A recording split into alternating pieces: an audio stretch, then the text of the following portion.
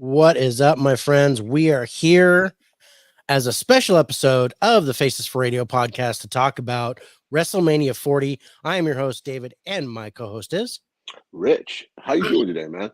I'm not doing very well, brother. Oh no. I'm gonna be honest. I'm having trouble breathing, but so I will be coughing a little bit more than usual. I have taken my inhaler, so I should get better as the show goes along. But right now, I'm not feeling very well. But we are here. Much like a lot of these wrestlers, I'm gonna play hurt. I'm gonna do it. I'm gonna go through this match. The show must go on. The show must go on. As Seth Rollins very elegantly did for WrestleMania. But we're gonna talk about the results of WrestleMania, and also we have a special review scoring system based on the Lowedown format that we're gonna bring to you and kind of give you our scores on each match, talk a little bit about it. So if you guys have not seen WrestleMania 40, I will tell you there'll be spoilers. Yeah. So if you're watching this, there's more likely they've already seen it. You probably saw it before I did, because I didn't get a chance to see it live. Except for the main event of day one was the only one I saw live. And then that I had to watch the replay. WrestleMania weekend is my Super Bowl. I schedule my whole weekend off. I take Saturday, Sunday, and Monday. That's my weekend. I get the snacks. I go all out. I watch everything from the Hall of Fame, NXT, both nights of Mania. So this is the one part of the year I look forward to every year. That's funny, but yeah, it's my Super Bowl, the Super Bowl. See, that's what it's called, the Super Bowl, bro. but this is WrestleMania, man. It is. I'm gonna tell you, I haven't seen a WrestleMania in 12 years. Oh wow. This is probably the best WrestleMania in a very long time. This is the first WrestleMania I've seen since 28. WrestleMania 28 was, I think, the last WrestleMania. Which one was that? Remind me which one that was. I think that was Rock Austin. I don't remember. I think it was Rock Austin was the main event. That's the one. That's something that I remember that sticks in my head. Okay. I could be wrong on that, but I think 28 was the last WrestleMania I watched. Oh wow. I got out of wrestling a little bit. What's up, Jay? What's up, Jay? Let's say hi to the guys real quick. Harrison's in the house. What's up? Only stay for a second. I'm a YouTube meetup in Vegas. Oh yeah, he's getting all That's right. Yeah, all the YouTubers are getting together, putting a lot of sunscreen on, because a lot of them don't get to be outside too often. Nate is in the house. What's up, Nate? Good to see you. Caveman's in the house. What's up, Caveman? You're doing good. On behalf of Peacock, I would like to say you're welcome for WrestleMania. You know what? Yeah, I think Peacock does a fantastic job now with their WrestleMania, because when they first took over, there was like issues. You couldn't rewind. It was rough. I didn't like it, but it was rough at the beginning. Sometimes you couldn't hear the sound. Yeah. I mean, from what I heard, people complaining about like the first couple of real big events that hit Peacock for WWE, that they were having all kinds of problems with it. But they fixed it, and man, I had nothing but love for Peacock. So Nate says Rock Austin were 15, 17, 19. So 19 is the one I remember. Okay. And that was in Philly. Yeah, I think that was in Philly, right? Yeah, because it was the same spot.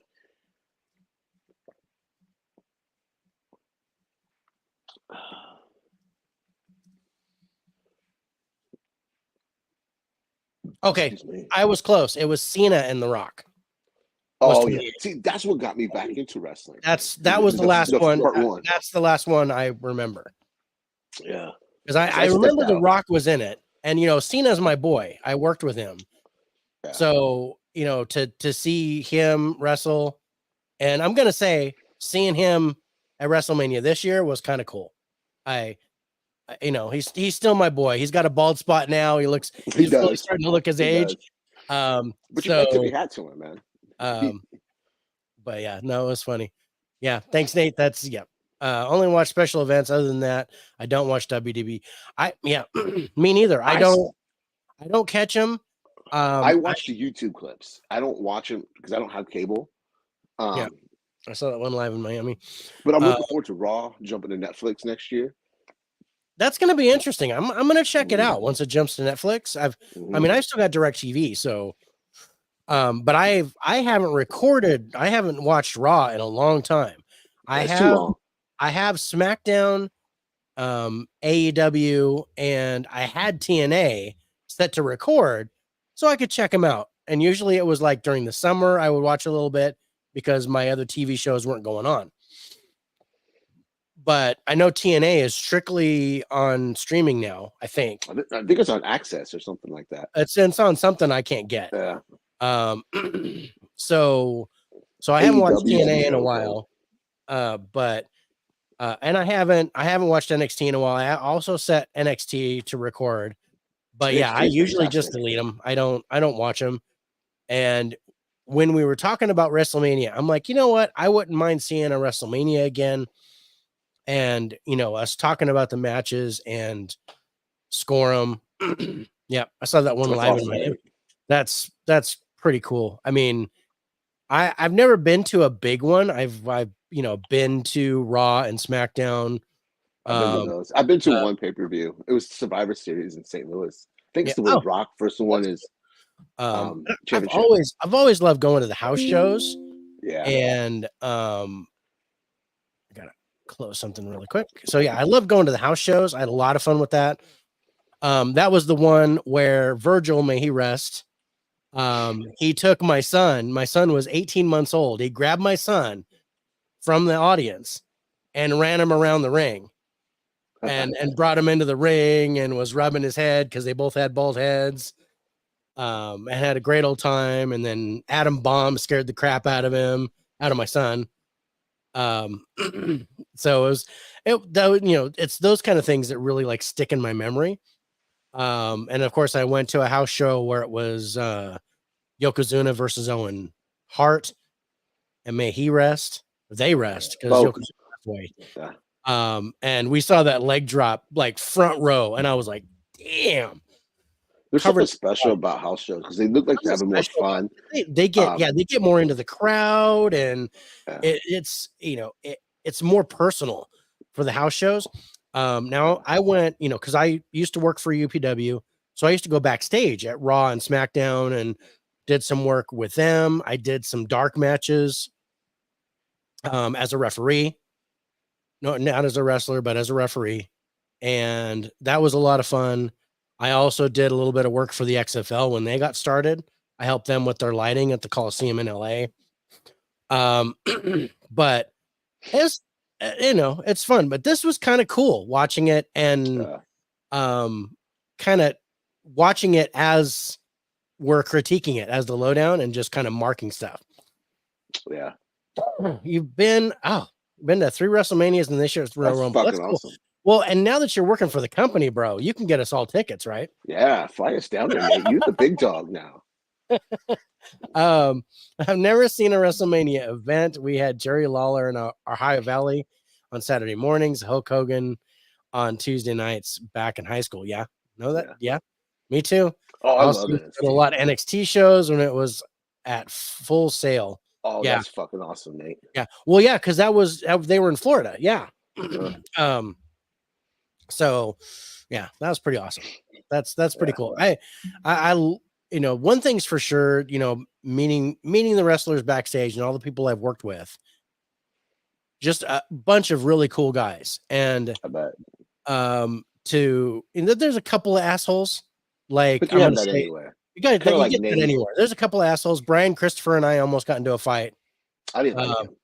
I never liked him, and I was the director of the show at the time, and I was telling him what he was going to do for the show, and then he proceeded to tell me how to do my job, and they pretty much had to pull us apart because I was like, "No, I don't think so, bro." And then, you know, he was like, he got all mushy with me, and then he had my son go out into the ring and do the worm with him and stuff, and you know, so it ended up being okay. But yeah, we almost went odds, and I was like, I told the Miz he was a dick to his face. But then he was like, no, dude, I'm playing method. And we talked later and we were cool about it afterwards. But I was like, no, You're an asshole. You don't need to be an asshole behind the curtain. Just be an asshole out there. And on behalf of Peacock, you're all going to WrestleMania. Yeah, on the TV, right? You're not gonna give us tickets. But dude, I would love to have that experience. Me too. It would be amazing. Especially the way they do it now, because it's like you said, it's a weekend thing. It's like Friday, Saturday, Sunday, and there's all kinds of stuff happening. There's 2 days of events. It is like the Super Bowl, because the Super Bowl does that. They have the NFL Honors, which is their award show, and they have all the games and stuff that they do for the whole weekend, and they have the huge Super Bowl matchup. So pretty cool. I don't watch wrestling. I just want to say hi. Evan, we love you, bro. Thanks for coming in. We appreciate it. And we're going to talk about more than just wrestling, but we do have to get to the matches because there's 13 matches that we have to talk about. Hey, Evan, get ready for the SmackDown, brother. Here comes. His name is John Cena. No. So, all right. So, like I said, 13 matches. So they had 7 matches on day 1, 6 matches on day 2, culminating with Roman Reigns versus Cody Rhodes, finishing the story. Fucking Cody crybabies. Main event, Kaka, whatever that was. Lost some interest after CM Punk left WWE. I like Ring of Honor too. I like Ring of Honor. I like New Japan. I've worked with them. So yeah, there's some really cool guys. I think Ring of Honor is a little more edgy. Yeah, no, I agree. They're I don't want to call them minor leagues, but they don't really work the mic as well, but they're really, like a better form of AEW. AEW is really just kind of a spot fest. Yeah, they're terrible. Where they're just, I don't get it. Okay, we're gonna get all of our moves in that we want to do. And some people like that. This is like when you're playing Dungeons and Dragons, and I'm showing my nerd. When you're playing Dungeons and Dragons, and what type of game do you play? Do you just hack and slash and go find treasure? That's what AEW does. But if you want to get deep into the character and tell the story and learn how to do things and go on quests and things like that, that's what the WWE should be.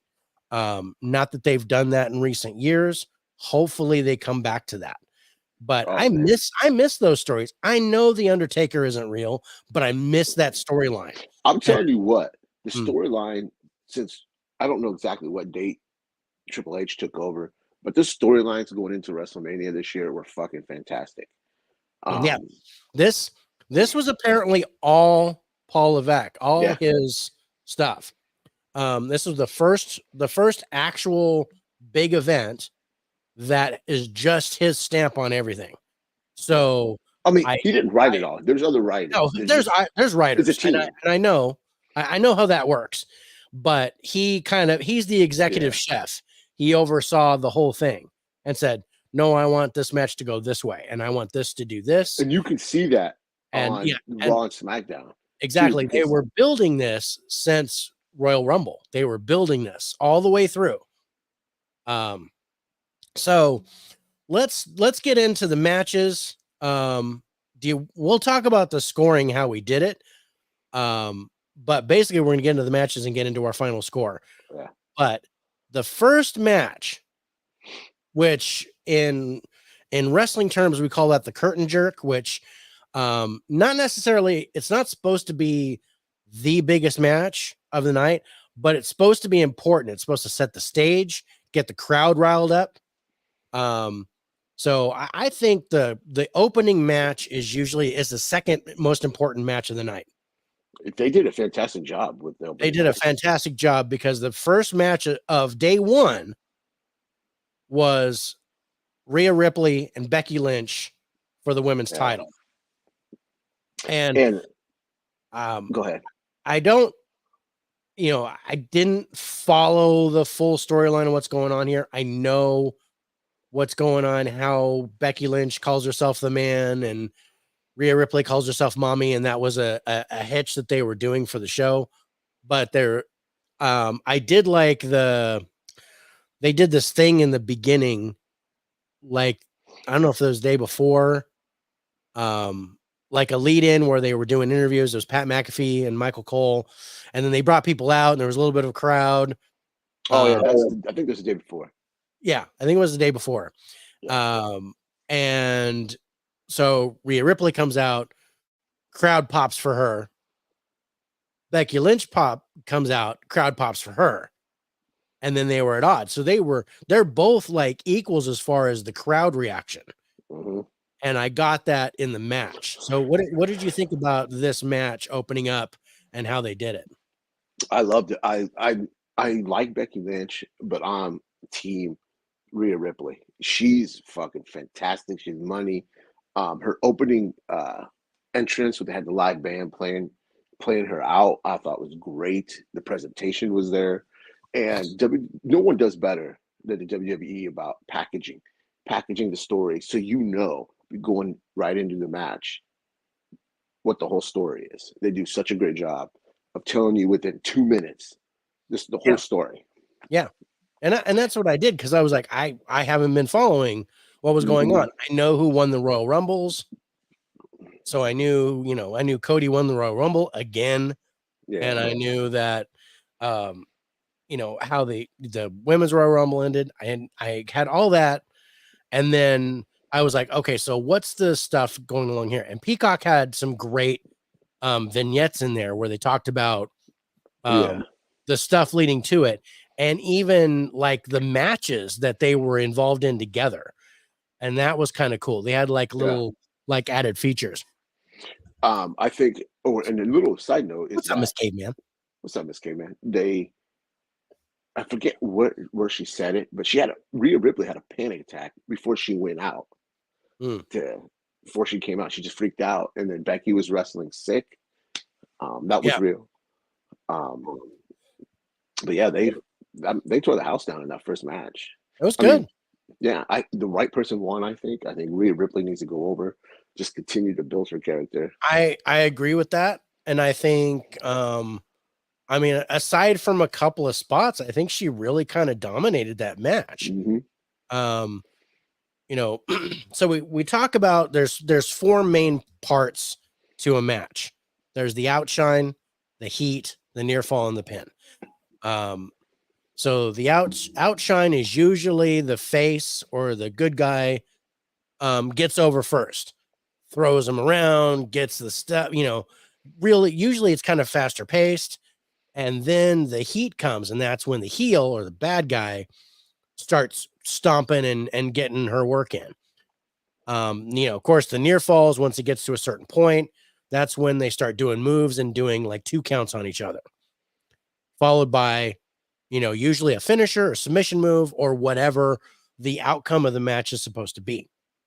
Now, what I liked about this entire show is that the outshine, heat, near fall, and pin, they didn't all happen as they have done in the past.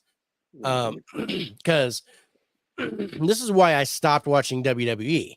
Back in 2003, when I quit wrestling altogether, it was because WWE completely changed to that PG format, and every match was like that. Good guy does something, bad guy does something, near fall, pin. And every match was like that, cookie cutter all the time. What I noticed here, starting with this match, is it wasn't quite like that. It was, heat. So Rhea Ripley started out on top. Becky Lynch got a sandwich, and then it went back and forth a little bit before any near falls started happening. And I like that. This was a great opening match. I really liked how they did it. Yeah.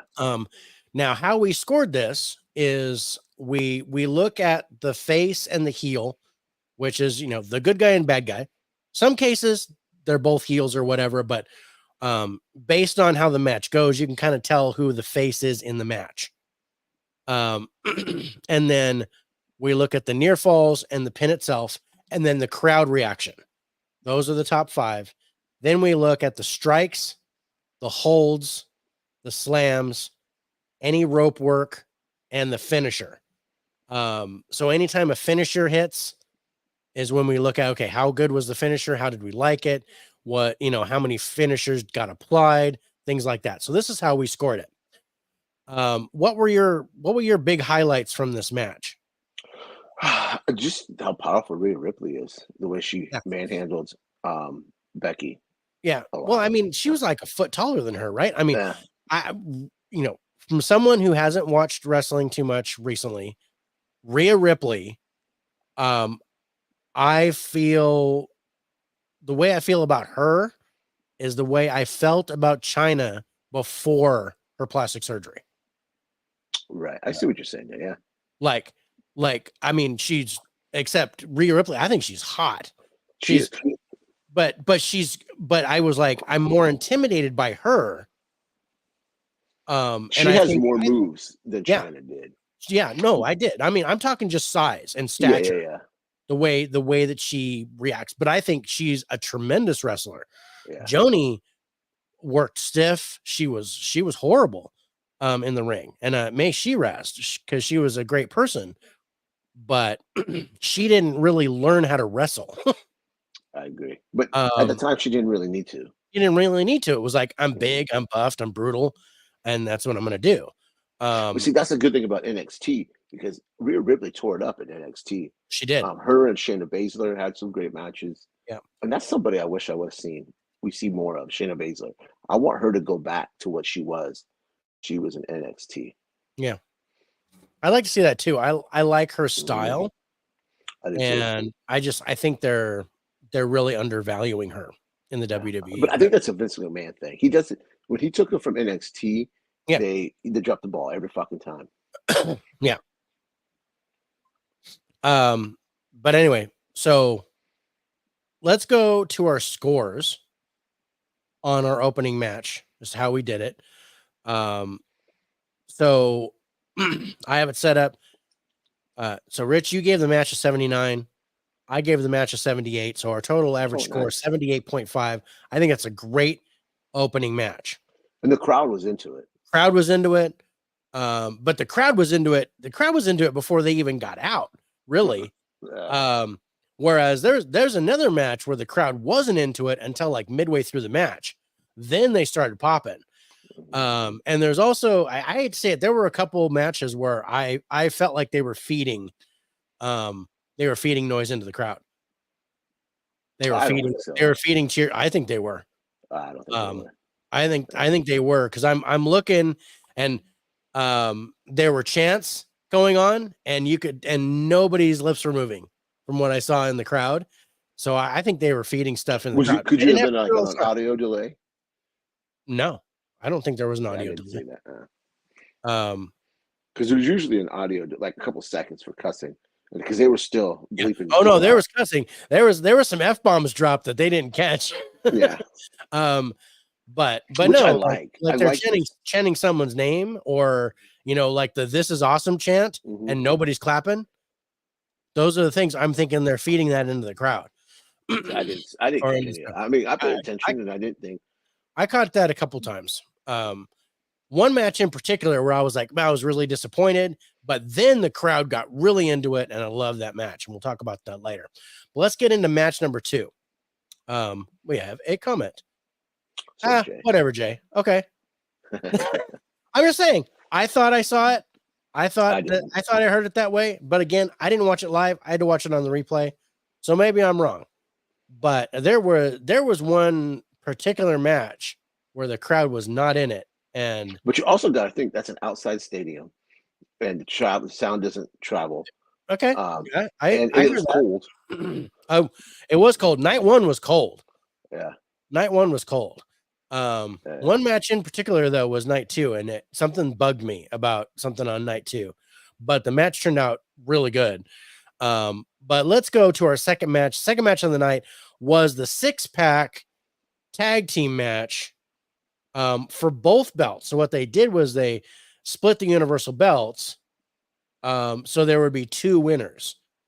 And this was a mess. It was. I don't like ladder matches to begin with. I'm just, you got to take your suspension of disbelief. Yeah, no, that was. I think it was like 40 degrees day 1. Yeah, it was like 40. Yeah, it was like. And then it was like 60 day 2. I heard there was an F-bomb thrown during the Rock. Yes. Oh yeah, he cusses Yeah. all the time. He says Yeah. fuck. Like you should see some great promos he put on his Yeah. Twitter for against Cody. Oh man, some of his best promo work ever. Anyway, Yeah. I don't like ladder matches. I just something about them. I like ladder matches, I think but they're too dangerous. I think they are absolutely dangerous. Yeah. But I don't think I they really should be think going. that ladder matches need to be focused With two people. That's it. Yeah, 2 people or a tag team match at most. Yeah. A triple threat, something like that, but no more than 4 people. But this had 12 fucking people in this match, and I mean, there was some great stuff, but some people really could have got hurt on this. Yeah, it makes me. I know they're trained professionals, but accidents happen, and I love professional wrestling. I'm not calling it sports entertainment; it's professional wrestling. And I don't want to see no one get hurt. You know, 'cause these people got families and stuff. But I think the outcome of this match was all Paul Levesque, because there's no way I think Vince McMahon puts the titles on the 2 teams that won. No, there's no way And that Vince would have pulled that. And to see R-Truth get his WrestleMania moment was fucking fantastic. I mean, he's so funny, and he's such a good athlete, wrestler, whatever you want to call him. It was nice to see him. And I'm not a big fan of The Miz, but I like R-Truth. I was a fan of The Miz later, because after we talked, but when I first met him, I was like, this dude's a jerk. I didn't like him. Yeah. R-Truth, great, congratulations. But to have, I mean, really, they were a match at one, they were partners at one point, and then they stopped being partners, and then they kind of came back as partners, like right there at the end. Yeah. Before this tag team match, and they win the belts. I'm like, okay. And then the other team, you got Austin Theory and Grayson Waller. These guys are graduates from NXT.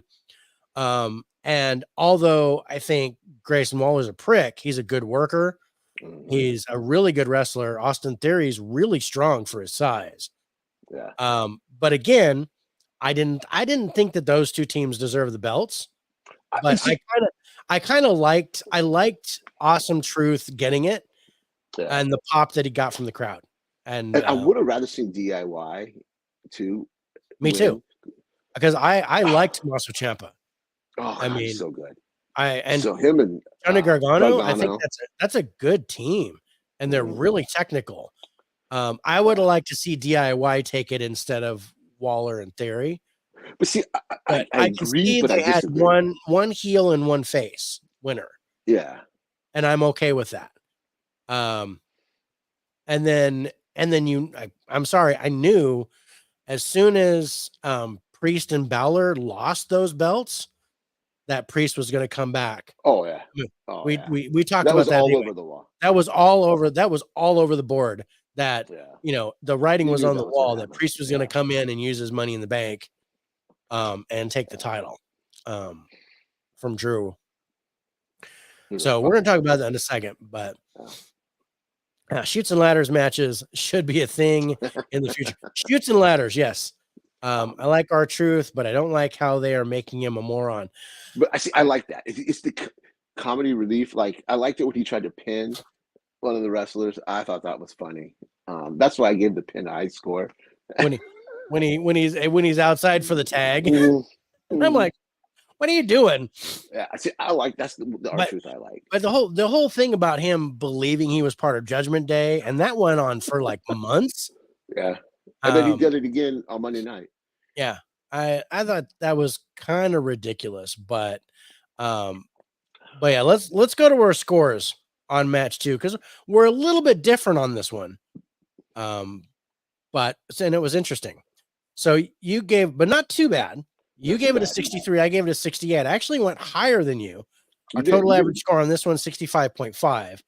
And this was like all the top, the ladder spots and stuff like that, I considered as top rope work, because they were like way up doing stuff, through the table and on the ropes and stuff like that. So I did give bonuses to that. But yeah, I do think this match was a mess. And yeah, I agree. It was, I think this was kind of filler. Yeah, I could see that. The Miz has a Kardashians gig, doesn't he? I don't know. I don't know what that means. I don't know. I know, but let's go into match number 3. Match number 3 was father against son. Now, it originally was supposed to be Dragon Boy and Rey Mysterio versus Santos Escobar and Dominic Mysterio, who everybody hates, but yeah, Dragon Boy was such a good heel. He is a good heel, but he wasn't, and Dragon Boy was replaced by Andrade. Yeah, and I was surprised to see Andrade turn babyface, and I'm a big Andrade fan. I was glad to see him get a WrestleMania spot. Yeah. Now I was disappointed with his work in AEW. Well, I mean, but he wasn't utilized. He wasn't utilized in AEW. I was like, I haven't seen him do a match. He just comes out and and flirts with people. But when I did see him wrestle in AEW, I'm like, wow, this dude's really good. He was good with his original run in WWE. So he comes back to WWE, and I'm like, okay, cool. And correct me if I'm wrong, but he's with Charlotte Flair. Yeah, they're married. Yeah. So the final boss is here. Yes, he is. What's up, Dragon Cal? Lee? Hope Thank you're you. doing good. Dragon Boy, Dragon Lee, Dragon Screw Leg Whip, whatever the hell you call him. Either one is, I don't like him. But yeah, he didn't go. So they changed the card, and Andrade goes. Yeah. And I gotta tell you, that's really hard to do, to come in off card and jump into a match cold turkey. That's hard to do. I don't think it was cold turkey. I think you think that was planned from the start, that it wasn't going to be Dragon Lee, that it was going to be Andrade the whole time. I mean, I would think that they would play it off in the storyline, right? Like do some kind of a beatdown or well, he did. He came out on Friday Night SmackDown, and they thought they were there to help Dominic. Oh, okay. So I didn't see SmackDown before, so that makes a lot more sense. I don't want to hear no Cody Crybaby sympathizer. Yeah. Fuck Cody Crybaby. Fuck Cody Rhodes and his fucking story. Oh, man. Yeah. Finish your story, bro. Yeah. I know. When I finish my story, I flush afterwards. Yeah. Well, we're going to get to that match. I'll tell you. We're going to get that match later. But I'm going to change my tune. Let's go to our scores on match 3. But I don't know. I'm not a fan of Rey Mysterio. I like Dominic more than I do Rey Mysterio. I know Rey Mysterio.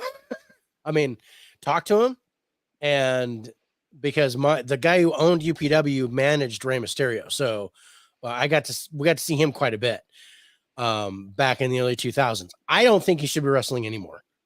No, but I've always liked him because he's a little guy. I mean, he's a little smaller than me actually, and yet he actually held the main belts.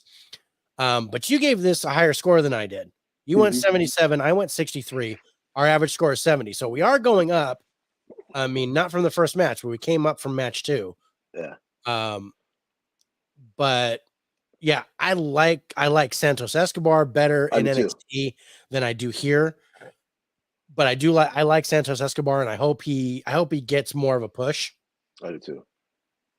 But yeah, I mean, Dom's got all the skills.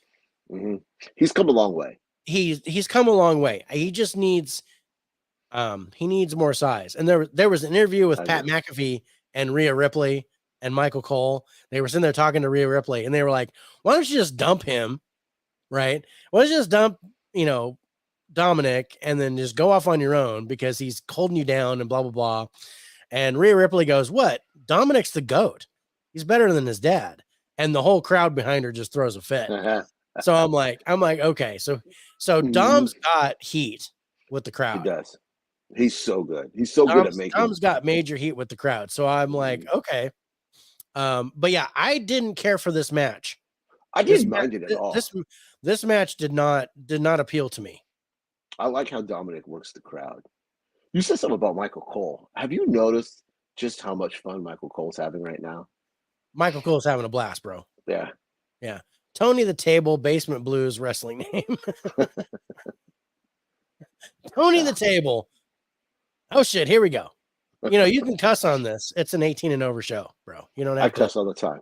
He cusses all the time. He's got a potty mouth. To my granddaughter, he's got a potty mouth. I didn't cuss. No, talking about you with hose. Ho ho ho. That makes no sense. Everybody has a story, so he's gonna retire since he finished Crocker shit. Okay. No. Everybody has a story. Okay. It's about Cody. Oh. I would assume. I would assume. Ms. and Mrs. WWE's It's Couple. Oh, I remember that. Balance, becoming first time parents. Yeah, I don't care for Brandy, the wife, but what's up, Steve? Good to see you. Okay, it was getting stale. Wasting Carlito and Santos can be excellent star. Yeah, no, like I said, Santos can be. He's good. He can. I one of my favorite matches from NXT was Santos Escobar and shit. What's that dude's name? There's a lot of those dudes. Yeah, I know. You know what the dude with the nuts, the guy. Damn it. I had his name off the top of my head. But he was like Carmelo something. I don't remember that match. But it was like it was great. It was the best match I've ever seen in NXT. I told people, damn, it's so over. And he's extremely good considering how long he's been wrestling. Yeah. So Mama is watching from up above. I still have flashbacks from soap in my mouth. I know you got soap, but I used to get hot sauce in my mouth.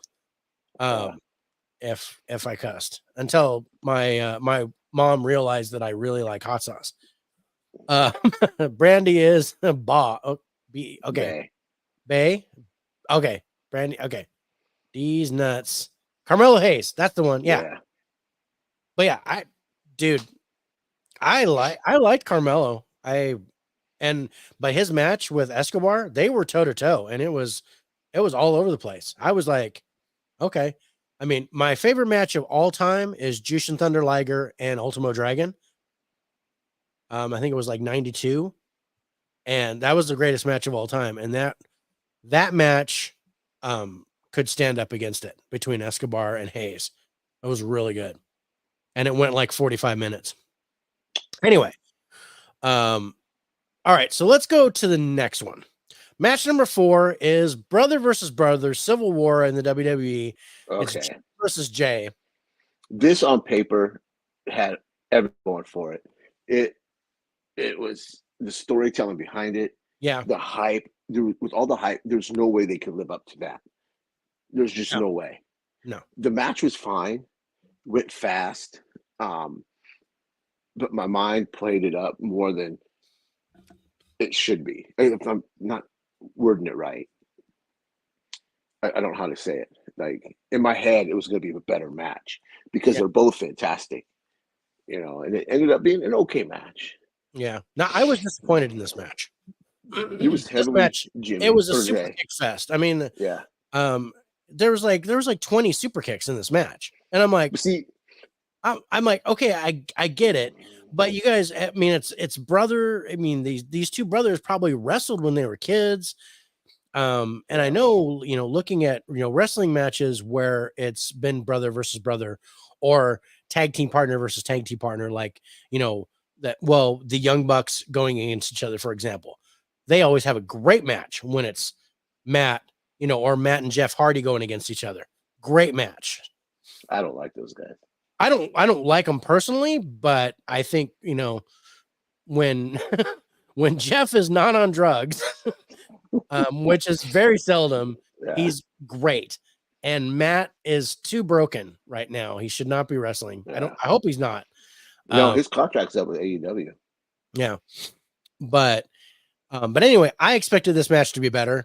Me too. I don't think this was my most disappointing match of day one for me. I don't know. I want to say in my mind it was disappointing, but what we got wasn't terrible. I mean, it wasn't AEW terrible. It wasn't. I didn't like Jade, Bianca, and Naomi teaming. Felt rushed and put together. I've got my comments on that one too, but that one's Yeah, from day two. yeah. Is this the Civil War everyone's talking about? No. Not the one I'm gonna go see next week.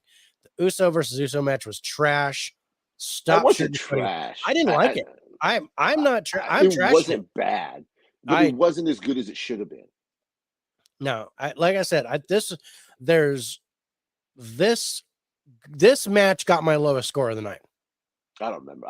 I scored these as I was watching them. I don't even remember Well, so what did I I. did. I'm sitting there on my laptop going, nope, that was horrible. And oh yeah, that was a pretty good move. But yeah, no, I expected this to be better. I did too. And this and put it over was Jay. I was disappointed. But yeah, I do know they both played football. I think they're gonna push Jade to the moon. Turner don't like no one. Well, apparently Turner likes the Usos. I'm the one I who do didn't like the Usos. I like the Usos. I think they're one of the best tag Well, teams. no, yeah, in they're a very pushing long Jay. Jay is going to get a Jay, push. and he's a superstar. You saw that in his very first match against Roman all those years ago. Yeah. I'm team Yeet. And I was going to say that match, Jay versus Roman, that was a great match. Mm-hmm. This was flat. This did not work for me. So yeah, let's go to our scores on it. So Rich, you gave it a 76. I gave it a 62. Total average score of 69. Yeah. That's about right. Yeah. Oh no, I think it's the next one. So yeah, so we're getting to the next one. I'm sorry. Cal, that's not night 2. It was night 1. Mm-hmm. I'm thinking of something else. This is Cargill, Naomi, and Belair versus Asuka, some other Asian chick, and Dakota Kai. Yeah. And this, I fucking hate Naomi. I wish she would go away. She has talent. All she does is hit people with her ass and does the splits. I fucking can't stand her. Well, she's a gimmick. It's I cannot fucking stand her. Should have been a classic brother match, or why do it? I think the bro versus bro matches is corny at this point. So if you do it right. I'd do it. I go all the way. That should have been. Yeah. I would have made that like Falls Count Anywhere and street fight something. Make them like go at. There was enough street fights in the movie, but in the show. But I think something when there's no DQ. Something, yeah. Give me a no DQ, no count out, leather. Give me a leather strap match or something where Jay could be Texas a real heel. Yeah. So so that I'll give Jimmy a chance. Instead of the one like Jimmy. Oh brother, please don't hurt me. Then in the end, fuck that guy. I'd have kicked him in the face. But yeah, no, that was disappointing. But this was kind of disappointing too. Yeah, I don't like Naomi. I don't like babyface Bianca. I'd rather see her as a heel. Interesting. Jade Cargill, I haven't seen enough of her. She's strong. She's beautiful. Yeah. Her dick might be bigger than mine. Yeah, she definitely has bigger balls than you, bro. Yeah. She's definitely more manly than I am. But Jade Cargill, I mean, she's come fresh from AEW. And I watched her at the beginning of her career in AEW. And basically she came in like Goldberg came in the beginning, where she was just unbeaten. Nobody could stop her. She was just this monster that came in. And that's how this match was. Yeah. It was basically, and I'm, okay, they gave Belair a show of strength. They gave Naomi her split booty. I fucking hate her, man.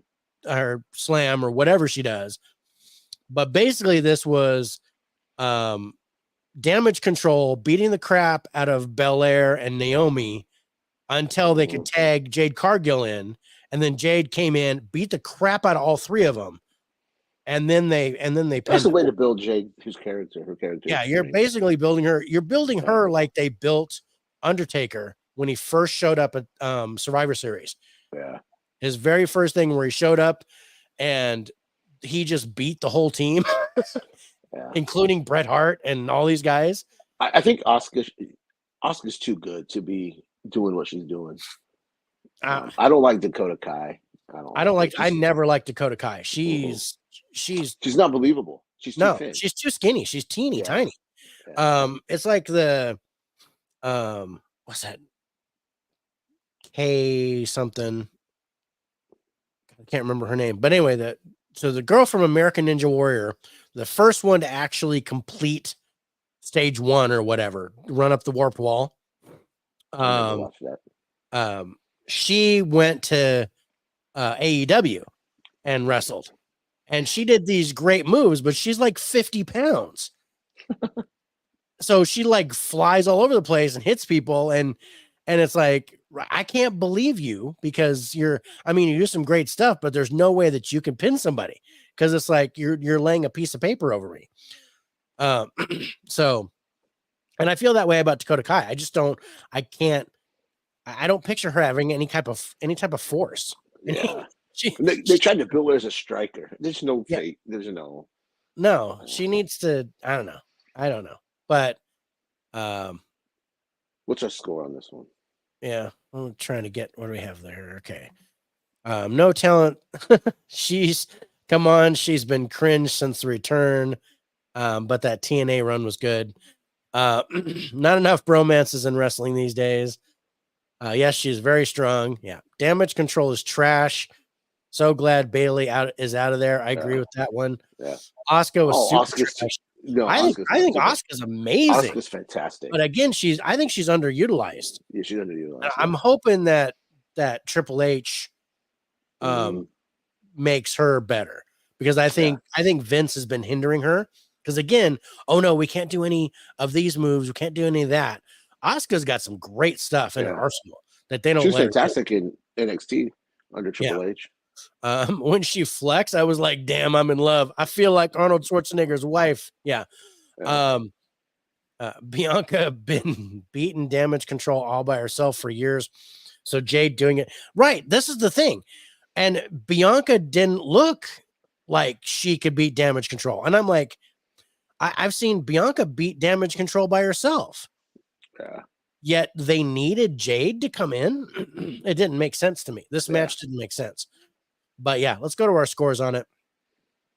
So yeah, Rich, you gave it a 72. I gave it a 66. Also average score 69. I like this better than Jimmy and Jay, but only because I thought the girls were all cute. So, and there were a couple of good moves, but yeah, I feel like this was something to push Jade. Yeah. And then if you would have saw her on Monday night, did the same thing. They put her over. Yeah. Yeah, that makes sense. All right, let's go to the next match. Match number 6. Sami Zayn against Gunter for the Intercontinental belt. I'm sorry, I interrupted you. What'd you say? This is one of my favorite matches of the night. This is my favorite match of night 1, bar none. I thought this match was fantastic. Yeah. It was emotional. It was great storytelling. The strikes were great. Yeah, great storytelling here, and the storytelling during the match was great. I really enjoyed this match. This was awesome. This was a really good match. It was. I've always been a fan of Gunter ever since before, when he was Walter. Yeah. His chops are fantastic. Yeah. That shit looks like it hurts. Oh, yeah, it does. I know for a fact that some of those chops can hurt, but I've never been a fan of Sami Zayn. I like Sami Zayn, especially when he was trying to be part of the bloodline and he was doing. I love that. I didn't like that at all. I fucking love that. But I liked him here. I didn't like him as a heel. I really like him as a face. Yeah. But I loved his. Asuka and Ronda, the two worst on the roster for years to me. Okay. Cal, I do not like Baszler. I don't like Baszler either. Okay, I like Baszler. Baszler can wipe the fucking floor with any of these women. I know, legit. She's nasty. Yeah. I've never been a fan of Ronda Rousey. Me neither. In UFC or WWE, but she's a draw, and I'm like, okay. but she reminds me of Brock Lesnar. She comes in, she does like a few matches, and she dips, and I'm like, I don't know. I hate that. But yeah, Gunter versus Zayn. This is my match of night one. I absolutely love this. It was a great match. Yeah. Love the storytelling here. Love the beatdowns. The haluva kick was really awesome. I dug, what Walter was doing and how he, Zayn like throws the fit in the middle of the ring and pops back up. I dug that. I was behind that. That second win, I was behind that. I liked it.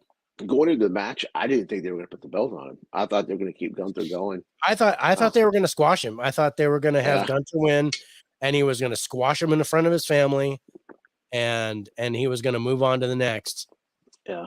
So to have Walter lose, to have Gunter lose the belt, that was pretty cool. It's a good choice. Yeah. Although that Sammy finish his alternate story should have been Brock versus Hitler. I mean, Gunter. That was the original plan. Yeah. Gunter and Sammy was a fun match to watch. It was. No, I enjoyed that match. That's fucking awesome. I really enjoyed that. Let's go to our scores on it. So, yeah, Rich, you gave it a 91. I gave it an 85. Total average score, 88. Definite match of the night so far. That leads us to night one's main event. And that was Rollins and Rhodes versus Reigns and Rock. So it's the 4 R's in the ring. And I thought this was a great match. And I'm on the opposite side of the fence. I did not like this match at all. I did. I thought that The Rock was just going to hit his couple spots, stay on the side of the ring, let Roman carry the match. No, man, fucking Rock got in there. He was all over the arena, or not say all over, but he was in the crowd. He was taking bumps. I didn't think he would take very many bumps. He fucking sure did. He was not working at full speed. But that's okay. He doesn't need to. He was slow. He fell that one time, fell against the ropes, and his kicks weren't very good. I'm getting it. He's rusty. Totally get it. But the storyline, I knew exactly. We all knew it was going to happen. We all knew this was going to be Rock and Reigns were going to win to set bloodline rules for the main event. Everybody knew that was going to happen. But see, they told a story inside this story. I mean, you had Rock take that spear for a reason. That wasn't done just to make it look good. That was done for a purpose. I think that's going to come into play later. It's going to be brought back up. I'll say Jey Uso versus Sammy for the world title is going to be the story we're going to call classic. I bet you're right. I could see that. I could see that'd be a great match. Yeah. Especially with Triple H in charge. Yeah. I can definitely see that. Yeah. Excuse me. But I think I did not think the story was told very well here. I thought this match was predictable. And then we knew that going in. And then of course the way The Rock is throwing his weight on the referee so that they could cheat. That was cool, but I think it was overdone. And I like the fact that the referee apologized to the other guys. I'm sorry, dude, I can't. Yeah. But see, you're missing that the weeks building up to why he did that. If you would have caught all the promos, you would have seen the SmackDowns, the Raws. It makes sense that he was going to do that. Rock and Coast, Undertaker been doing it for 10 years. Yeah. No, I love The Rock, big fan. Actually talking about Cal, I'm too old to step in the ring. That's right. Honestly thought Seth and Cody was going to win. Now I knew from the jump.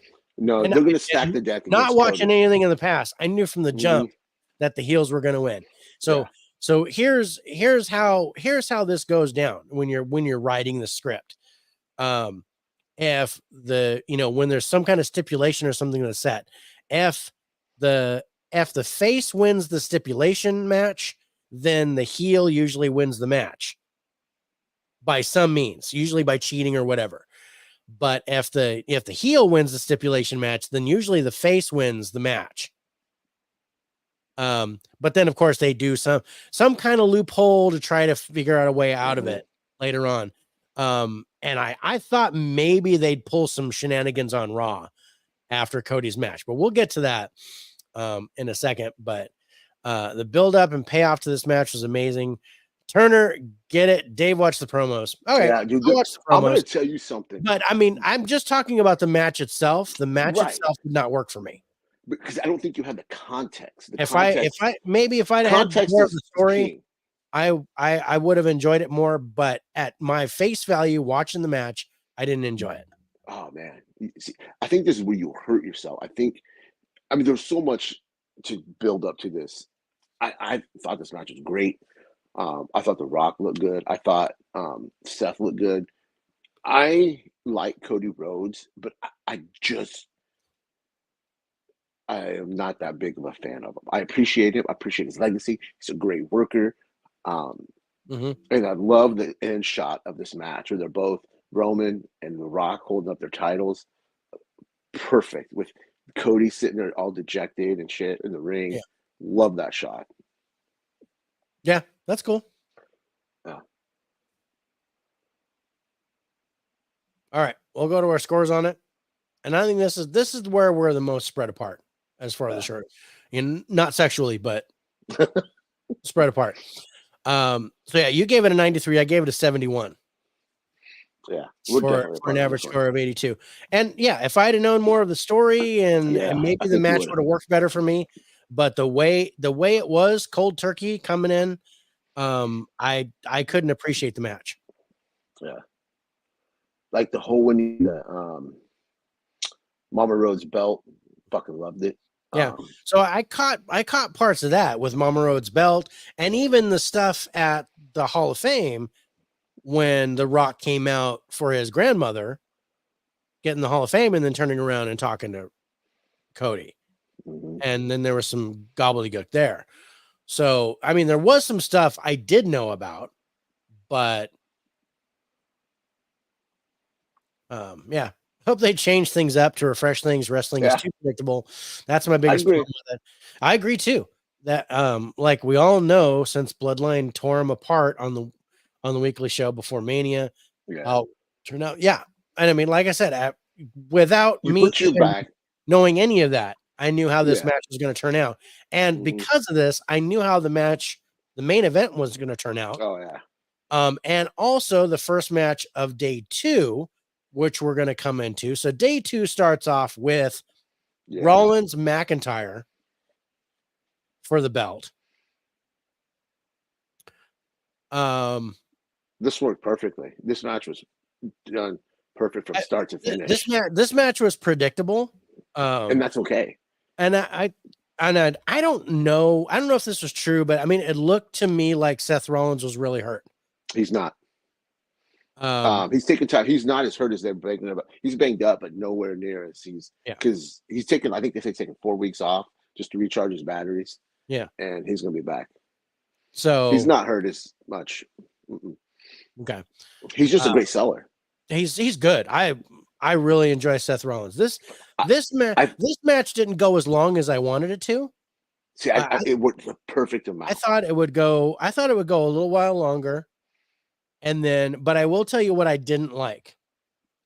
And I get this, storyline or whatever, but I did not like the exchange between Drew and CM Punk after the match. See, that's again context. Storyline. I get it. I know that storyline. But as far as if I would have written that match, I would not have written that. I would have written the exchange, but not that tap in that way. So here's the thing. So what they do, and everybody knew this was going to happen. Drew was going to win, take the belt, and then Damian Priest was going to come in, throw his case down, and steal the belt from Drew.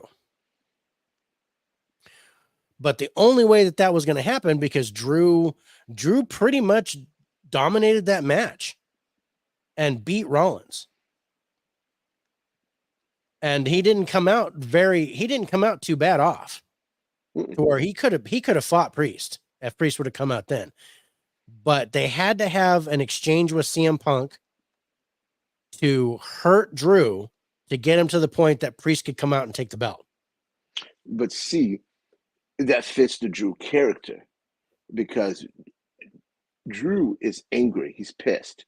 He's crying because he didn't get his WrestleMania moment when he beat Brock. And that's where that all leads up to. His WrestleMania moment's taken away from him again. Yeah. No, and I get it. They've shortchanged him before. Yeah. And this is the best right. Drew like ever. Cody as a person, a lot, good guy, but fuck, he's boring. Not for me. Roman would have broke Hogan's record. I would have loved to see that. Seth needs more than 4 weeks. See, he's not that. Drew's been great.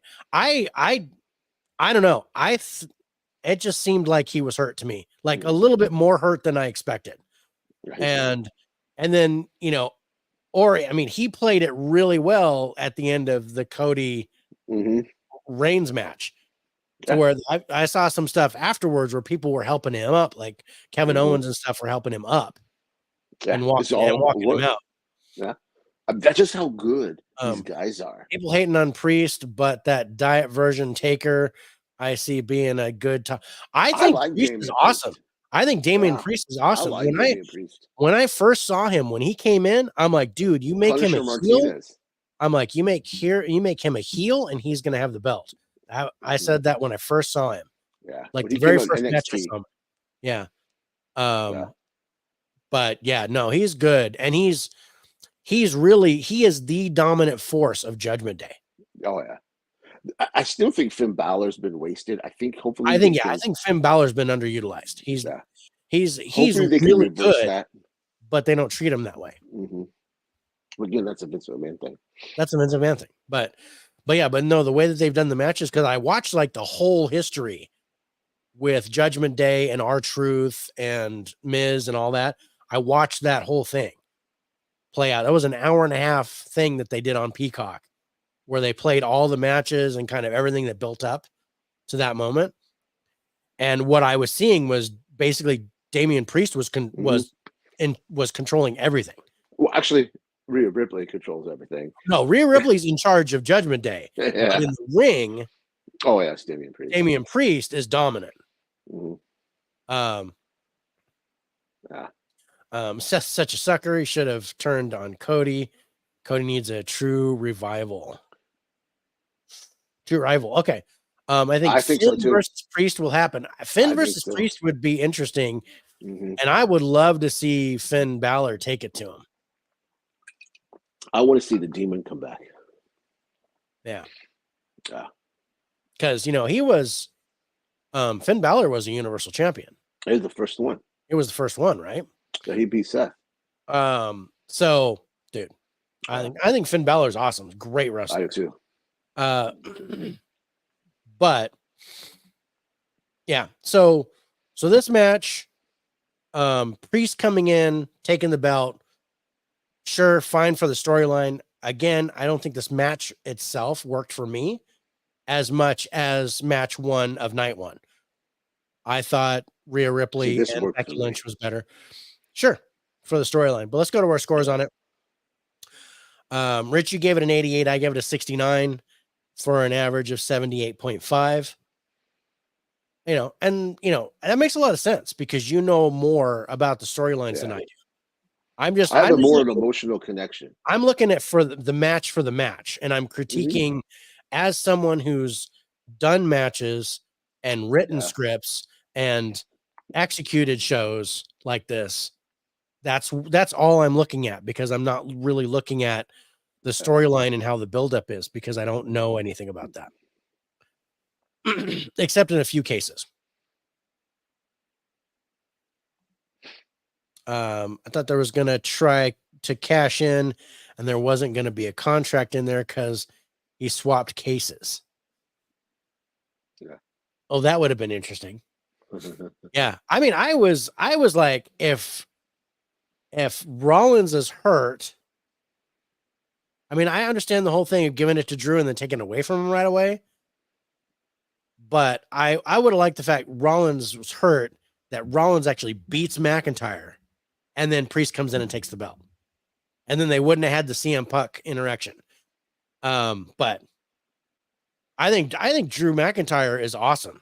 This is the best he's ever been. Yeah, he's awesome. I didn't like Drew when he was a good guy. I like this version of Drew. Yeah, I like this with the leather kilt and the No, I like this version. All the internet stuff.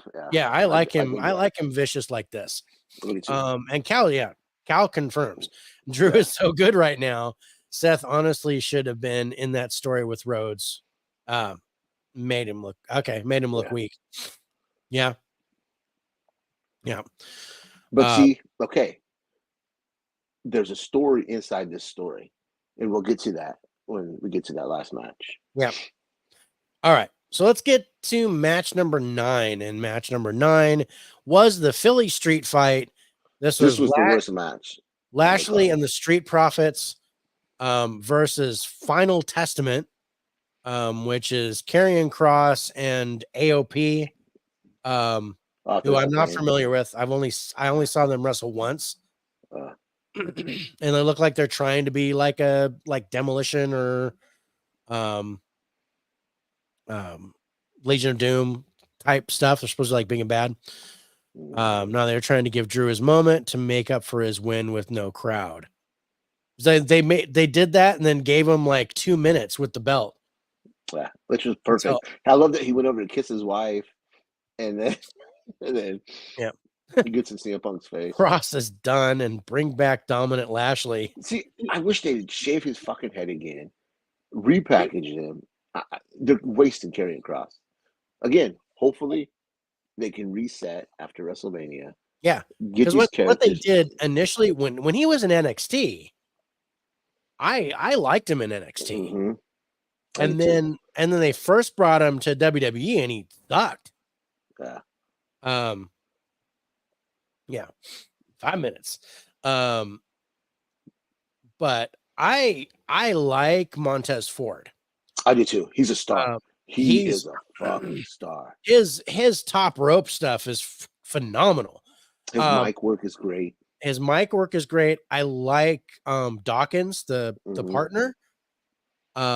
I thought maybe that those two would feud at one point. I did too. But I'm thinking that because Montez Ford and Bianca Belair are husband and wife, right? Mm-hmm. I think they both turn heel. They already are heels, ain't they? I thought I don't think the Street Profits are heels. Not really. They were originally. They turned antis. I think they're tweeners, but yeah. Funny thing is, Kross could be cool. Kross could be awesome. Yeah.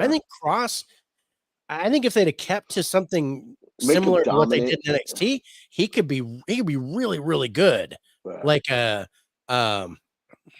Like a House of Black type, like a really dark, and with Scarlet and all that kind of crap.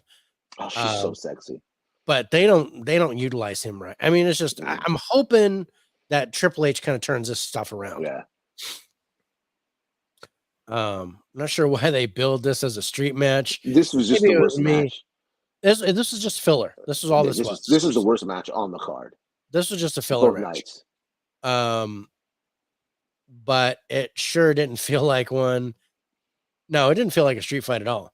Montez would be a great story against a heel Jey Uso. Montez needs to be more serious. Yeah. No, I agree with that. I'd like to see him like completely turn on his partner and go solo. It'll happen. And just be vicious. Yeah. I think that'd be awesome. I like this match a little bit more than you did, I think. But again, I don't think it was not my favorite match for sure. I think I did score it higher than you, but I'm not sure. We'll get to the score here in a second. Yeah, they turned heel and then turned them back to face just to battle Cross. That's the thing. If they're going against Karrion Kross and AOP, then they're faces. So I just think this match was just kind of thrown in, didn't really work. Lots of trying to do spots, but it didn't play out, and it wasn't really a street fight. Jake hit the nail on the head there. It did not feel like a street fight. Because when you do like a street fight match, you're usually, you know, I could see jeans and you wrap knuckles and you're, you know, you're hitting with stuff. Even Bubba Ray Dudley came out in a fucking referee shirt. He shouldn't have came out in a referee shirt. No, and it was just, you know, they did the whole get the tables thing, and I was like, okay, that was a gimmick match. That was just I didn't like it. no, Not at all. It didn't work. I think they were just throwing it in there.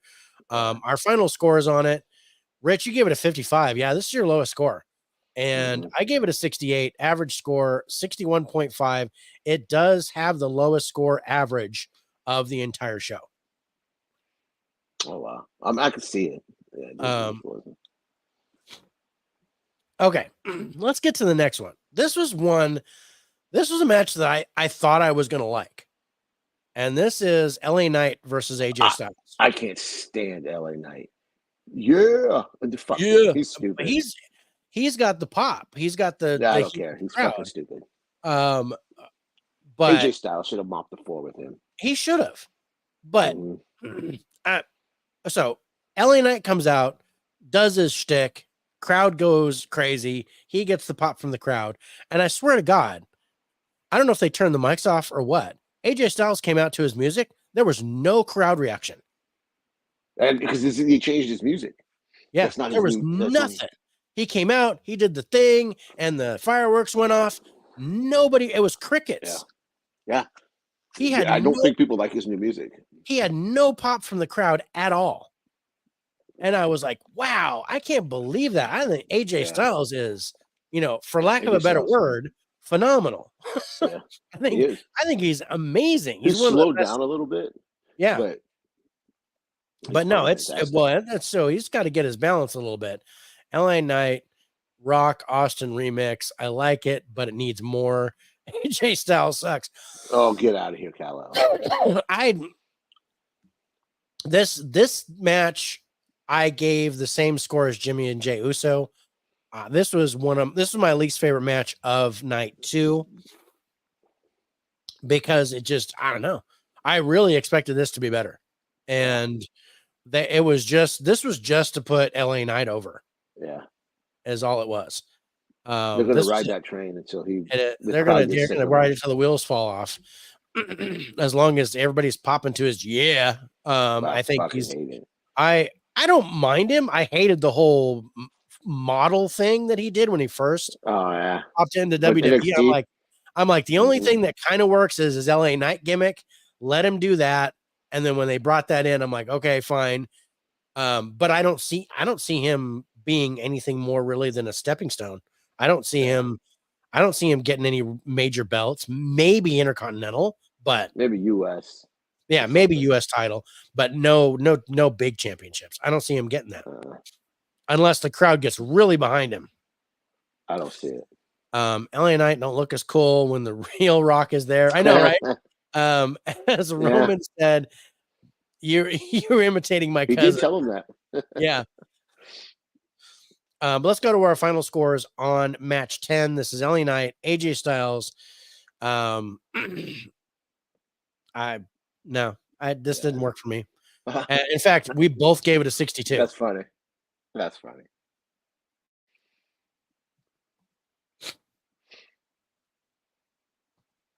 Funny thing is, LA Knight behaves as a heel like Corporate Rock or Rebellious Austin. Yeah. No, he behaves as a tweener. He's an anti-hero where, kind of like Kevin Owens was kind of like that for a little bit. Yeah. Where he was trying to be Austin because he's got the stunner. So he was trying to just go and stun everybody. But I love KO, man. I like Kevin Owens, man. I think I liked it when Sami Zayn was going out for his match. Kevin Owens was slapping him around and stuff. You got to do this. You go get that. And then when this match happens, and this is the next match, KO, Orton, and Logan Paul for the U.S. Championship triple threat match. Zayn was there when Kevin Owens went out. And I did like that. I did too. Logan Paul, dude, he's no business being as good as I think LA Knight deserves a run at some point. I think he's going to get a run, but I don't think he's going to get that big of a push. No. WWE needs to kick Logan Paul to the curb. No fucking way. Dude, this dude has no business being as good as he is. in this ring, in the fucking ring. Okay. Dude is phenomenal. Okay. I'm gonna disagree with that to a point. He's got raw talent. Absolutely. Yeah. But I've never seen Logan Paul wrestle until this night. Oh, really? That's the first time I've ever seen him wrestle. And what I saw was I saw talent. I saw absolute raw talent. This is his 12th match, I think. 11th or 12th match. I don't like him. I don't like That's him. the point. You're not supposed to. No, not as a person, but I don't like the way he wrestles. There's something wrong. And I don't know. I can't put my finger on it. But I felt like Kevin Owens and Randy Orton had to change the way that they wrestle in order to fit what Logan Paul was doing. Well, he still knew. I mean, like 11 to 12. No, they were playing to him. Mm-hmm. It wasn't the other way around. And I mean, he's the champion, and I think they were trying not to get him hurt. They were purposely going light on him. And it bugged me a little bit. I saw the point, but I had a problem with this. Go watch his Rey Mysterio match. Go watch his Roman Reigns match. I'm not knocking his talent. I think he's very talented. But like I said, I think KO and Randy Orton had to change their ways in order to fit him. And it was obvious in that match too. But Randy Orton's like one of the best ever. He's a goat. He doesn't need a title. Yeah. Kevin Owens is terrible now. So stale. He needs to do more. He thinks wrestling is all he needs. I love Kevin Owens. Kevin Steen, the truth. Steen is the truth. Owens. Okay. So I like Kevin Owens. I do think I'm not going to say let himself go, but I think he needs to shape up. Oh, he's in better shape than he's ever been. When he first came to WWE, just like his whole persona a little bit. I like him, and I'd love to see him like go and just balls out. But I've always seen him with that belly. He reminds me of me. So see, he needs to go back to that character that he came out and beat John Cena with when he was the NXT champion. Yes, that he was angry. He was ruthless. He was. He was. That's what I want. I want vicious Kevin Owens back. Yeah. When I first saw him, I was like, dude, this dude's good. Mm-hmm. And then Cena. Yeah, and now he just, I don't know. Maybe he doesn't do well as a face, but I think he can still be vicious and still be a face. He's just. I don't think so. But I'd rather see him go back to being a heel and just saying fuck everybody. He looks better that way. I think he just needs to be nasty. Yeah, I agree. Maybe beat the shit out of Sami Zayn one more time, and then say fuck this. I'm gonna go. Yeah, like you got the Intercontinental belt now. You're gonna give me a shot, and Sammy's like, no, fuck you, bro. And then you lost your match, so I'm not giving you a shot. And then Kevin Owens beats the shit out of him. And then there's a feud, and then then have that go. But we've seen that match 100 times. That's happened 100 times. Speaking of 100 times, let's go to our score on this one. This I think this is one of your highest scores. I love this match. I think this might have been your highest score. It was 94, and I went 67. Average score 80.5. I did not think that highly of this match. In fact, I think I fell asleep. I fell asleep halfway through it and had to rewind it and watch it again. This match bored me. I thought it was half speed. I didn't, like I said, I think Owens and Orton had to cater to Logan Paul's way, and it just didn't work for me. So that's interesting. Is that Godzilla? No, that's Ivy. Okay, I just see the top of the head. Yeah, my pussy's creeping in. Your pussy's creeping up on you. All right, that's Ivy. Let's go to the next match, and this is Io Sky versus Bayley. This was a good match. This is a good match. It didn't start out good though. No. This started out rough. Io Sky missed a spot. Yeah. In the beginning of this match. But the recovery was nice. I'm glad to see Bayley get a WrestleMania moment. She's so well deserved. Man, she's had some ups and downs. Yeah. No, Just fuck wants, AEW. and just wants to wrestle. Hell, go to AEW. He ain't going. People gonna be jumping Once you ship. said that, David, I see what you're talking about. I think Bailey is just. David's time for okay. her. That match was booty. I don't know.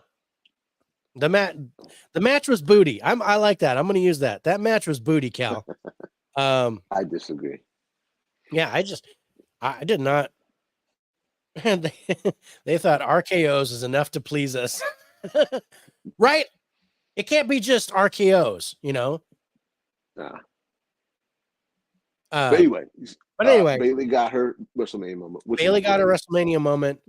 Like I said, I think this match started out rough, but got really good toward the end.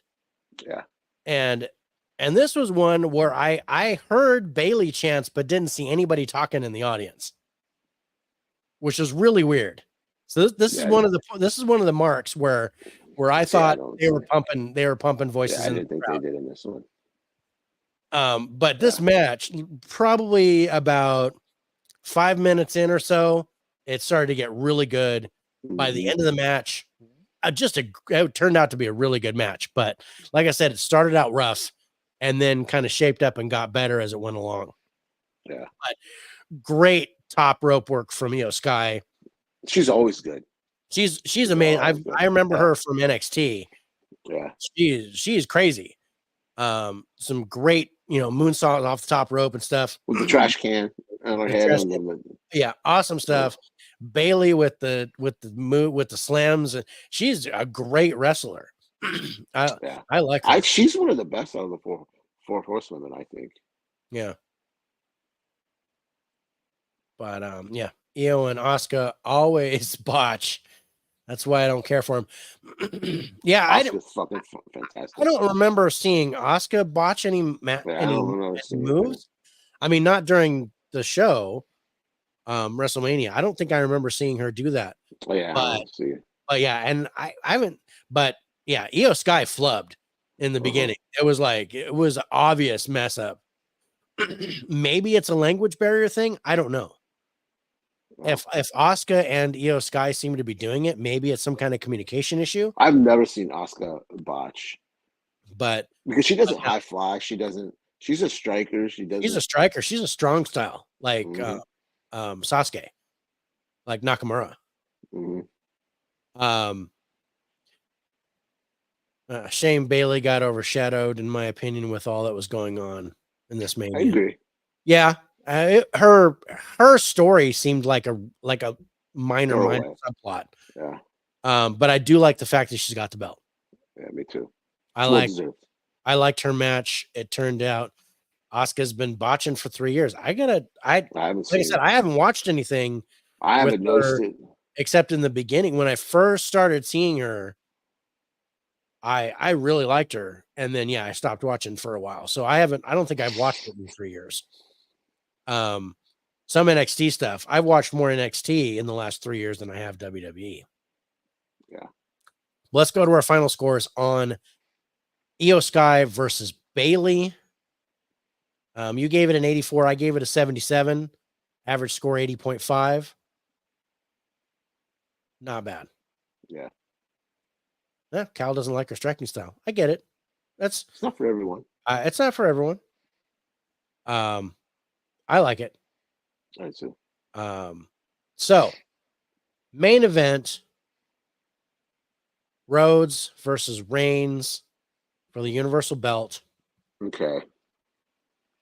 This took me on I agree. Emotional roller coaster, because I'm a Roman guy. I'm a Bloodline guy. Like I said, I like Cody. Yeah, he's all right.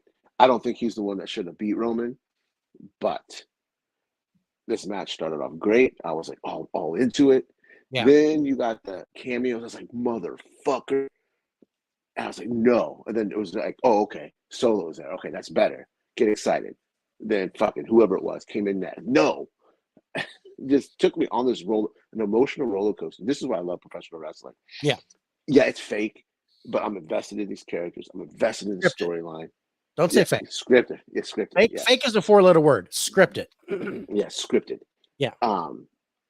And then what happens, and then you get the stuff out after the match.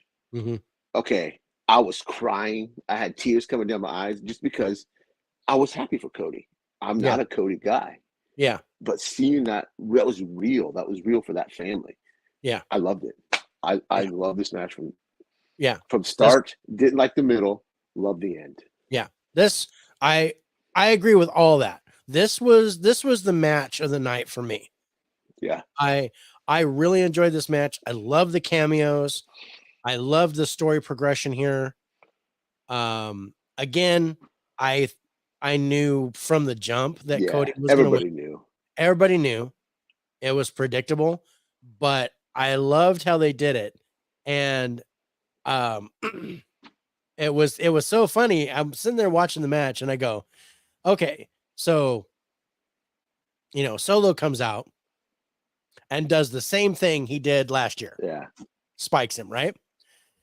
And I'm like, okay, they can't end it like that. They're going to have to bring someone else out. They bring someone else out, right? I don't know if it was, I think it was Cena, right? Cena comes out. They have a little history. Yeah, because they have a history, Solo and him. So I'm like, Cena comes out, and I'm like, that's my boy. Cena comes out, does his thing, attitude adjustment on the announcer bench. Motherfucker. And I was like, dude, cool. And I'm like, and now Rock's gonna come out. Yeah. And Rock comes out, Rock bottom Cena, and then it was like back and forth, right? In the middle of all this happening, and of course, and then Seth Rollins shows up in a Shield outfit, which I liked. I would have loved it if Dean Ambrose showed up.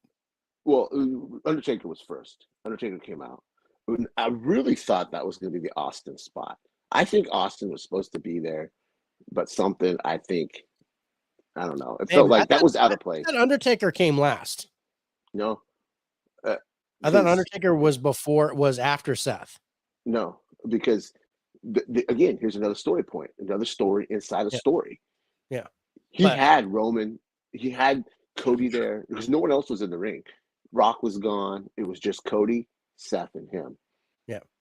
And he chose only story-wise. Should have beat him. Okay, so was Jay. Okay. Yeah, BS. It should have been Austin, not Taker. I think that was Austin's spot. Or Brock for Rock.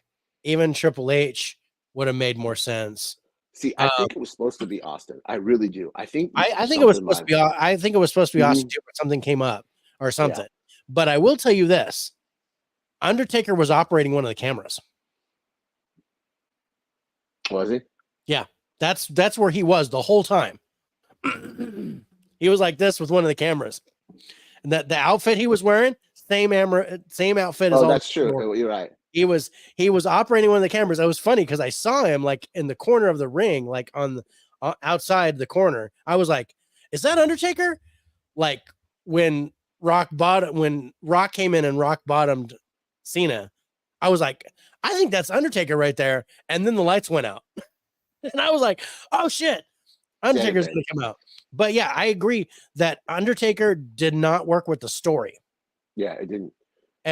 And Cal agrees. Taker was after Seth. Because Seth came out. No. And Taker, because there was no one in the ring. Because Rock was already gone. And because it just Cody, and this is where Rock was gone. I don't think Seth never came into the ring, did he? He just showed up. He did. No, he came into the ring and he was getting in the ring. And again, story and story. Roman couldn't give her the fact that Seth betrayed him. He had Cody there. He had Cody there with a chair. Yeah. Instead, because he looks at Cody, then he looks at Seth, looks at the chair, and then hits Seth with it and knocks him out of the ring. And then that's when Cody grabs him. Jay agreed. I think Undertaker was last. I don't think because Cody does. It's 3-1 now. You got to go watch it again. No. Because then he does. He's denying the whole thing. I'm denying this motherfucker. Because Cody goes in and does 3 crossroads, and then he pins him. And then that's how it ends. That's what cost Roman the match. Yeah, but before, because he did 2 crossroads and then did not get the third. Right. Because and then the third spikes him. Yeah, but then at the end of the match, yeah, after he hits Seth, he turns around Cody grabs him and then puts him into 3 crossroads, and that's how he pins him. Because The Rock was gone, everybody was gone except for Seth and Cody in the ring. Go back and watch. Yeah, well, I'm telling you. I'm telling you, it's 3-1 right now. The majority rules. Hold the fuck on. I'm gonna pull it up on my motherfucking phone. Hold on. But anyway, great storytelling. But yeah, great storytelling. Match of the night for me. Match of the show for me. I think I gave this my highest score because of the storytelling and the way that they did it. This one, I did not have to watch 3 months of shows to realize what was going on. So this worked for me on all levels. Let me turn this down so we don't get. So Cal says Taker choke slams Rock, and they both disappear. The chair shot is a callback to the Shield. Yes, that's what I'm saying. After Taker, a story in story. Okay, look. Hold on. But I mean, the music though, I thought the Shield music came out first before Taker's. Yeah. Hold on. Dave, bet him some money. I'm watching it right now.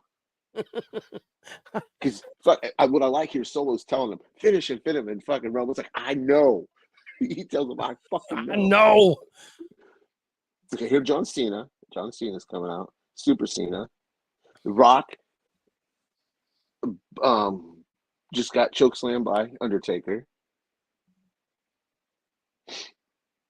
Then the lights went out. That's Undertaker. Yeah, because he left, and that's when everybody clears. Yes, and then Rhodes grabs. No, Roman's going for the chair right now. Roman's got the chair. Yeah.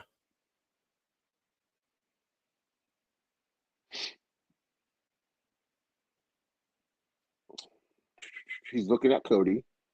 This is riveting, right? You guys are bored out of your mind. See, he has Cody here. And then he's looking at Cody. He's looking at Seth. I wish I could just put it up the screen, but we'd get copyrighted, wouldn't we? See, look, he's so close. He's looking at Seth. Seth is in the ring.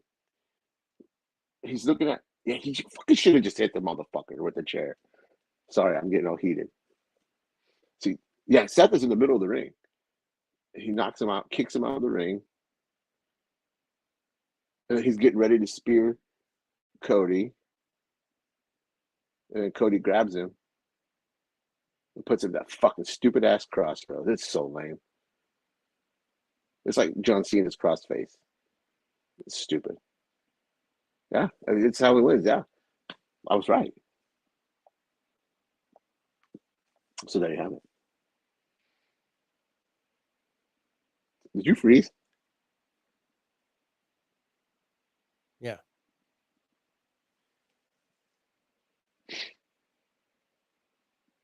You're frozen.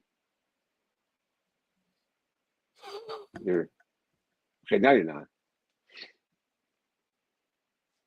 Yeah. Hold on. No, my friend. No, my internet just gonna ignore. So Seth came before Taker and then caught the chair after Taker. Wait. After Taker and Rock Seth still came out and caught the chair before Taker came. Then Seth caught another chair at the end. No, because Seth is called in the ring. He's not even in the ring yet. He's crawling in the ring. I think he came out before Taker, but he didn't get in the ring until after.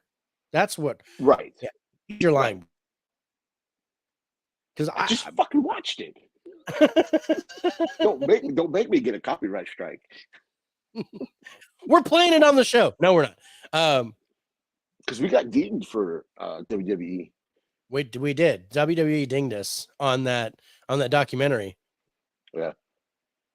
Because we showed a clip of it, right? Yeah. We showed that just a little like 30-second. It was the trailer. I just showed the trailer for it. There's like a little 30 seconds. That's what we used to show Yeah. And they were like, nope. They didn't actually give me a ding. They didn't give me a strike. They just said, okay, we're not going to show this in these regions. We're not going to let you some weird because they get money on YouTube for doing their show in like Sri Lanka and India and things like that. And so they wouldn't show our show over there. Yeah. And I'm like, okay, whatever. I don't think I have any fans over in that area, so it's okay. So what's our final score on this? Anyway, final score on the main event. Rich, you gave it a 91. I gave it a 94. Total score 92.5. That's definitely our highest score of the show. Yeah. This, like I said, this gave me an emotional roller coaster, man. Like I wanted Roman to win. I'm a Roman's guy, but at the end of the match, the stuff that happened afterwards, tears in my eyes. That's the power of professional wrestling. Seeing Michael Cole, look, and Samantha Irving crying, dude, just fucking great. Well, yeah, when she announced that Cody won, you could hear her, the emotion in her voice. And ring announcers don't do that. Yeah, so that was really cool. And you see Michael Cole.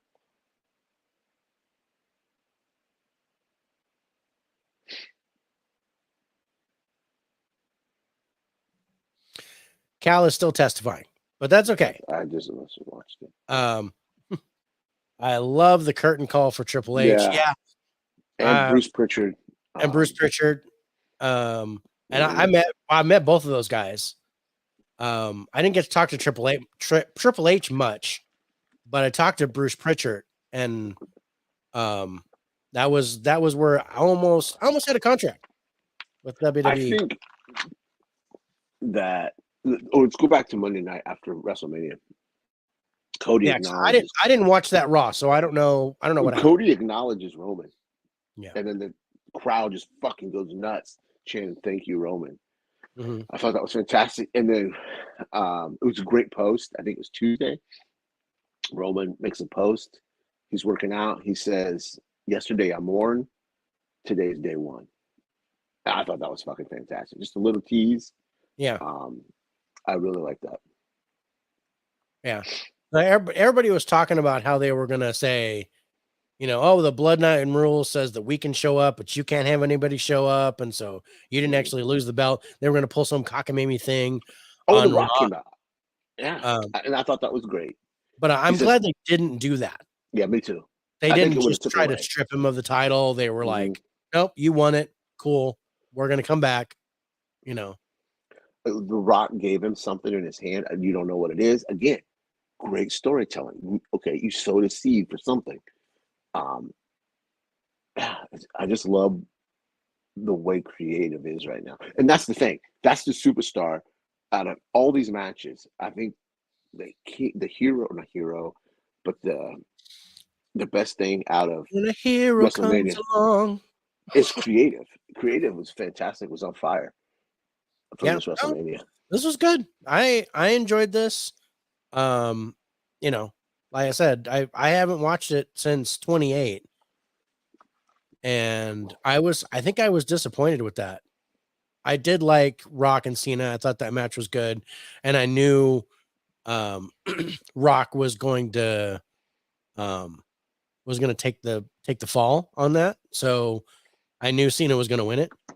That was just because he's Rock is always good about that. If he's coming in for like a one show thing, he's like, I'll let you go over. You can take it. I'm just going to come in and create some heat for you. And Cena did the same thing for Reigns when they were desperate for ratings. They bring Cena in for a main event, and Cena did the same thing. I'm going to let you go over, let you take it. And so I can go back and do, Cock Blockers 2 or whatever show he was going to do. He's currently filming Peacemaker season 2, which I'm looking forward to. And then I like Rock admits, he goes straight up, I'm leaving. I'm going to be gone for a minute, but I'm going to be back. Yeah. And our story isn't over. He says, you finish your story with Roman, but our story is just beginning. Because Rock's going to go film. He's got 2 movies to film. One is I'm really looking forward to. It's like a little indie movie where he's playing, I think he's a UFC fighter who's got like drug problems, steroid problems. It's not his typical chuckle rock. It's more of a serious role, which I'm looking forward to. And then I think he's going to go film Moana. He's got to do Moana 2, and he's doing that's already done. Yeah, Moana he's doing 2 is the live already action Moana, right? Yeah, it's the live action, yeah. Right. And then plus on next week's show of By the Numbers, we're going to look at Ricky Stenicki, which is John Cena. All comes full circle. All comes full circle. But this was fun. I don't know if you're down for it. Let's do this again with the next main event, the next main pay-per-view type deal. SummerSlam. That's coming up, which is SummerSlam. Let's do this again. And I would love it. Do another review show. If you guys are interested in that, definitely join us for that show when it comes about. And I wouldn't mind having a panel on here. Maybe getting a couple more guys on here. Cal, I love you. You got to watch the show. But yeah, you got to watch the show, and you got to score them in our format. That's the only rule is you have to watch the event and you got to score each match. So if you want to do that and be on the show, let us know. Otherwise, we love our community. We'd love for you guys to join us, but like David said, we have one stipulation: you got to score. Yeah, and watch the whole thing. Yeah. If you want to come on By the Numbers, you're more than welcome to join us on By the Numbers. But stipulation is you got to watch all five movies. Or sometimes 6. We had 6 this week. I know we've done as much as 7, even 10 because we'd had to skip it. But so, and Jay came in, he did all 10 movies. Dude, fucking Jay's awesome. I can't wait for our Iowa meetup, Jay. I am looking forward to shaking your hand. Yeah. Hopefully it's clean. You weren't drinking off or anything. So yeah, Jay, if you're down to join us for SummerSlam, he did 10 movies. Yeah. That's a workhorse right there. He came in and because he was just going to do the 5. We had to push that week because we were both having some issues. But Jay came in. He's like, and we told him you only have to do the 5. We're not going to make you do all 10. He jumped in, did all 10 movies, and it was an awesome show. Awesome. Speaking of awesome shows, I'm looking forward to the 24th. We've got Rob from Robert Makes the Cut and Corey from Wilkie's Music and Movies and Music. They're going to join us for a Fatal 4-Way, and I'm hearing some stuff. Is that you? Yeah. You're on mute now. You're still on mute, bro. There we go. Sorry. I must have hit it down here too. Yep. Sorry. But anyway, that's going to be an awesome show. But yeah, remember. Jay, go ahead. No, Jay, if you want to be on for SummerSlam, I'll definitely keep you in mind. Mm-hmm. We'll bring you in for SummerSlam, and I'll give you the scoring stuff for that. Anyway, go ahead. That was it. We done, right? We done. So tomorrow, don't forget. Movie news at 5. Movie news at 5. It's gonna be an extra long episode. Hopefully not too long because we got a lot of movie news. Yeah, we're talking about we're talking some stuff from Cinecon. So we're gonna record that tonight as soon as we're done here. We're gonna record that and pop it up on our YouTube channel tomorrow. Yep. Stop watching bootleg stream. I'm looking at the list to see when I come back and join for 5 movies again. I keep forgetting to put I was gonna do this today and I just got busy. We got to put the first 2 weeks of May up, and then I'm gonna update the channel, and also the Facebook page. With the new lineup where we have going right now. But coming up on Wednesday, do we pull it up? Briefly say that, then we'll sign out. Yeah, you got it. Yeah, I got it. We have The First Omen in the theater, Ricky Stenicki on Prime, Arthur the King maybe. We're trying. I've seen it. We're trying to get Rich to see that. That's also in the theater. We'll try. The Lionheart on Max, and The Haunted Shanley, which is on Scare Network. And you guys, if you aren't subscribed to Scare Network, it's free. Go to scarenetwork.tv and sign up. You can also use Roku, Amazon Fire, and Android TV, and now Apple iOS is also available. So Rich, you can even have it on your iPad.